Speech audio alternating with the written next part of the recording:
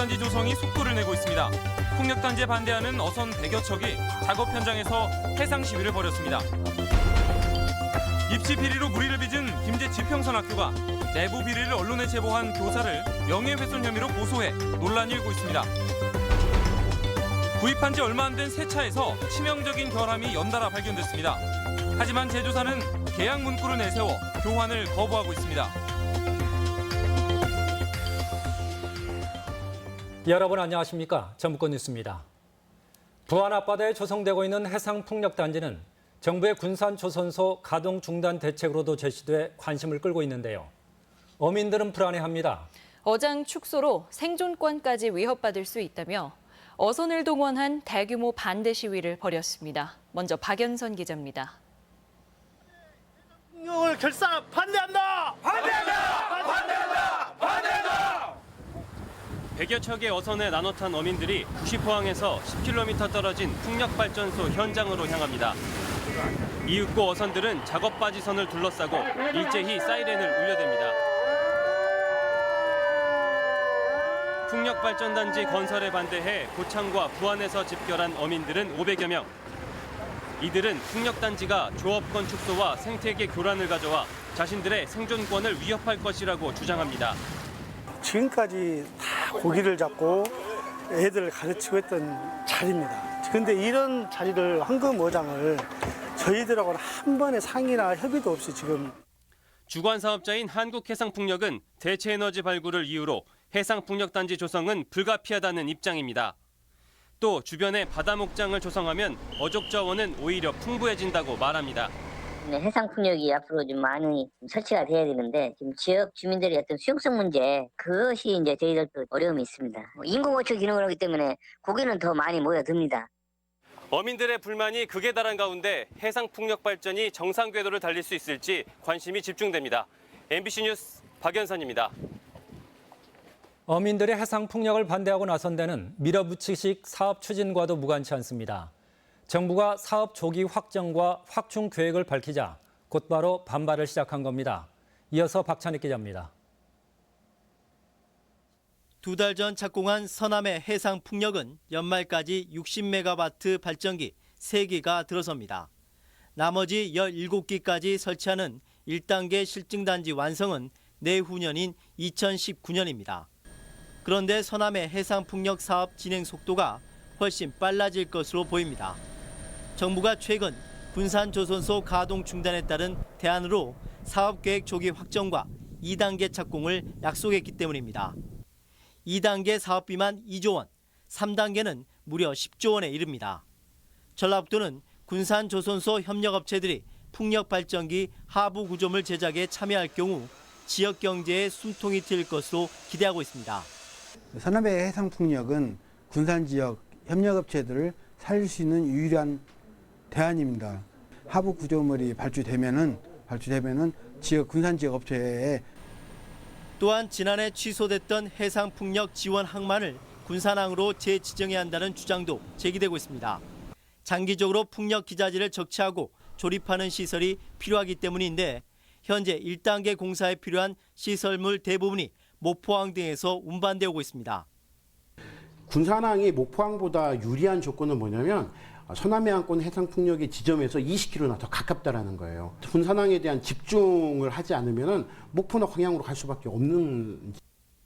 하지만 지금처럼 어민 반대에 부딪힐 경우 사업 차질은 불가피한데 1단계와 달리 2단계부터는 환경 영향 평가를 거쳐야 하기 때문입니다. 따라서 위기의 지역 경제를 살리기 위해서는 서둘러 어민들과 상생의 길을 찾아야 한다는 목소리가 힘을 얻고 있습니다. MBC 뉴스 박찬익입니다. 이낙연 국무총리는 내일 오전 예정된 새만금 남북도로 기공식을 마친 뒤 곧바로 현대중공업 군산조선소 협력업체 관계자들과 오찬을 갖고 건의사항을 청취할 예정입니다. 협력업체들은 최근 정부가 발표한 군산조선소 가동 중단 대책이 미흡하다며 재가동을 위한 특단의 조치를 요구하고 있습니다. 입시 비리로 무리를 빚은 김제 지평선학교가 또다시 논란의 중심에 섰습니다. 내부 비리를 고발했다는 이유로 학교 측이 교사를 명예훼손 혐의로 고소했습니다. 강동엽 기자입니다. 입시 부정 파문이 불거진 지평선학교 교사에게 난데없이 경찰 출석 통보가 전해졌습니다.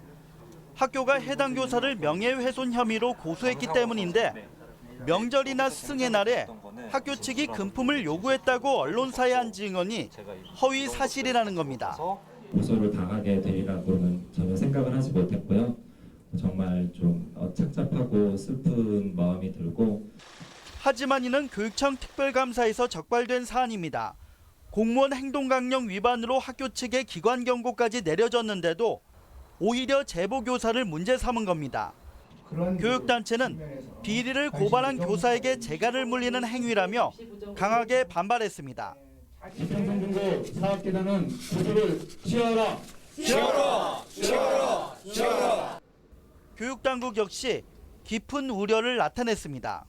공익신고법이나 또 부패방지법이나 이렇게 광범위하게 그런 분들을 좀 보호할 수 있는 그런 부분이 있습니다. 이 부분이 위배되었는지 이런 부분은 좀 살펴볼 것입니다. 학교 측은 반박 자료를 내 제보자 탄압이라는 지적에는 선을 그으면서도 정작 면담에는 응하지 않았습니다. 보도를 통해서 나가는 치니까 그냥 안 만나고 싶어서. 공익적 가치를 교육하는 학교가 자신들의 잘못은 입을 굳게 담은 채 내부 고발자를 억압하려 한다는 비판은 피하기 어려워 보입니다. MBC 뉴스 강동엽입니다.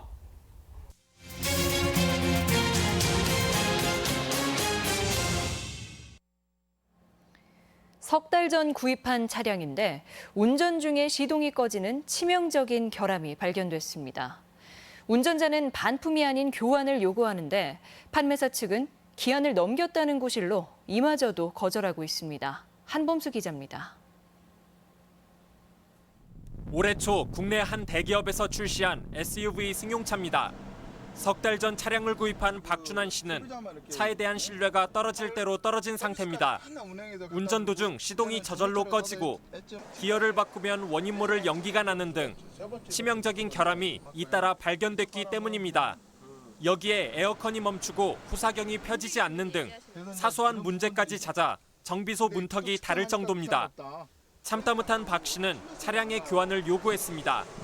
좋아서 구입을 했는데 사놓고 나니 정말 후 조치를 이렇게 해주니까 너무나 마음이 아픕니다. 하지만 회사 측은 박 씨의 요구를 거절했습니다. 계약상 교환은 구매 한 달 안에 신청해야 하는데 이미 기간을 넘겨 자격이 없다는 겁니다. 또 ECU를 지금 바꿔서 지금 넣었어요. 기존 차에서. 그게 계속 불만을 제기를 하기 때문에 회사에서 해줄 수 있는 역량을 다 하려고 해서. 사실 박 씨는 충분히 교환을 요구했지만 사측의 소극적인 대응 탓에 기간을 넘길 수밖에 없었다고 하소연합니다. 새 차가 이게 뭐냐. 에어컨을 틀었는데 시타가 나오고 타는 냄새가 난다. 본사에다가 전화를 했는데 안 된다. 그래서 저 그냥 실갱이를 좀 많이 했어요. 소비자 불편보다는 계약서만 따지고 보는 대기업의 배짱 영업에 리콜 제도의 실효성에 의문이 제기되고 있습니다.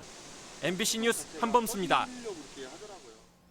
지난 20일 LG화학 익산 공장에서 진행된 임금과 단체 협약 교섭 중 사측이 노동조합 휴게실에 설치한 도청 장치를 노조 간부가 발견해 불법 도청 의혹이 불거졌습니다.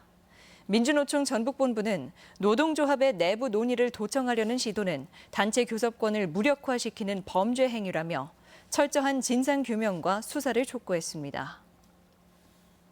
전주시가 전주만의 고유 글씨체를 만들어 무료로 보급하고 있습니다. 크고 반듯한 글꼴의 완판본체인데 춘향전에서 따와서 그 역사적 의미부터가 다릅니다. 이경희 기자입니다. 지금으로부터 100년 전인 1916년 전주에서 출판된 연려 춘향 수절가. 한문을 번역한 딱딱한 문체였던 춘향전을 구어체로 바꾸고 예술성을 높였습니다.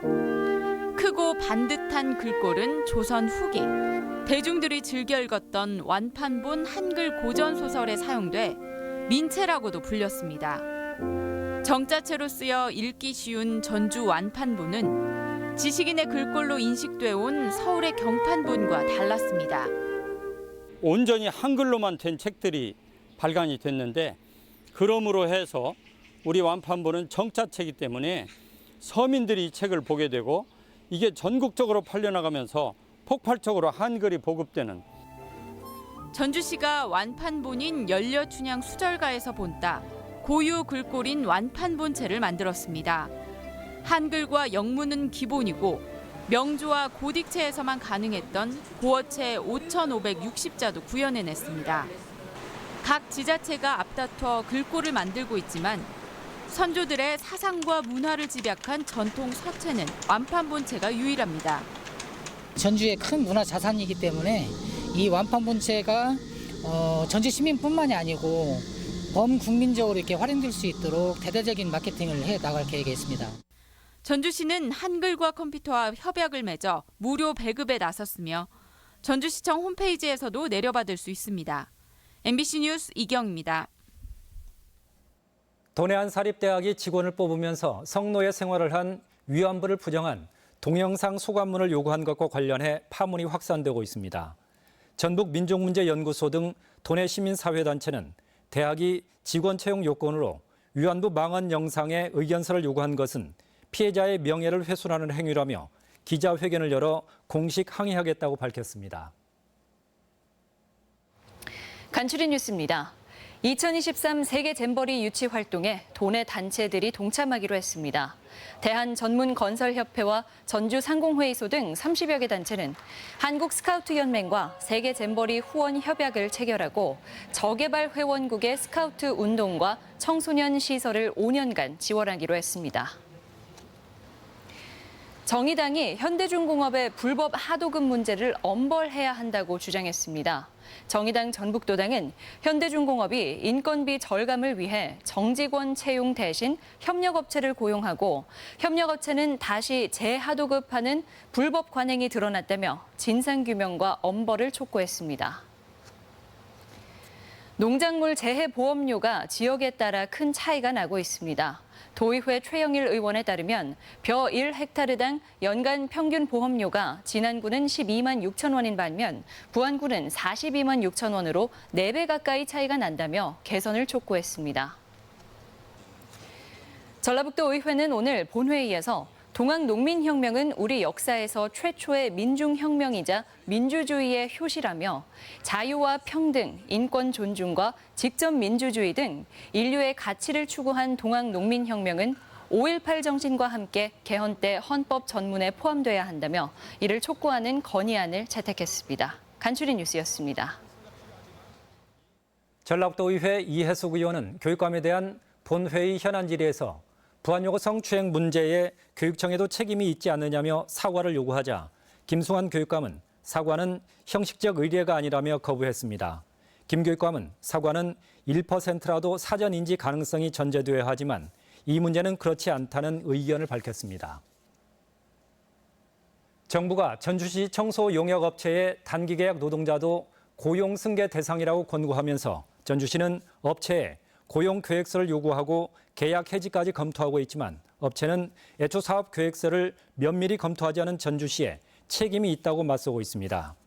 계약직 노동자는 현행 보호 지침이나 노동청 권고 모두 강제성이 없어 법적 공방이 예상되는 가운데 전주시의 안일한 행정이 도마 위에 올랐습니다. 정읍 무성서원의 유네스코 세계유산 등재가 재추진됩니다. 문화재청은 정읍 무성서원과 함께 전국 9개 서원을 세계유산 신청 대상으로 선정하고 오는 9월까지 유네스코에 등재를 재신청할 계획입니다. 정읍 무성서원 등은 세계유산적 가치가 명확하지 않다는 유네스코의 지적을 받아 지난해 신청을 자진 철회했습니다. JB 우리캐피탈의 본사 이전으로 전주시 세수가 200억 원가량 늘어난 것으로 나타났습니다. 전주시에 따르면 전북은행이 인수한 여신 전문 금융회사인 우리캐피탈이 지난 2013년 3월 대구에서 전주로 본사를 옮기면서 지난 4년간 납부한 자동차세는 200억 원이 넘습니다. 전주시는 지방재정 확충에 감사를 표하며 회사와 직원에게 표창장을 수여했습니다. 전북권 뉴스였습니다.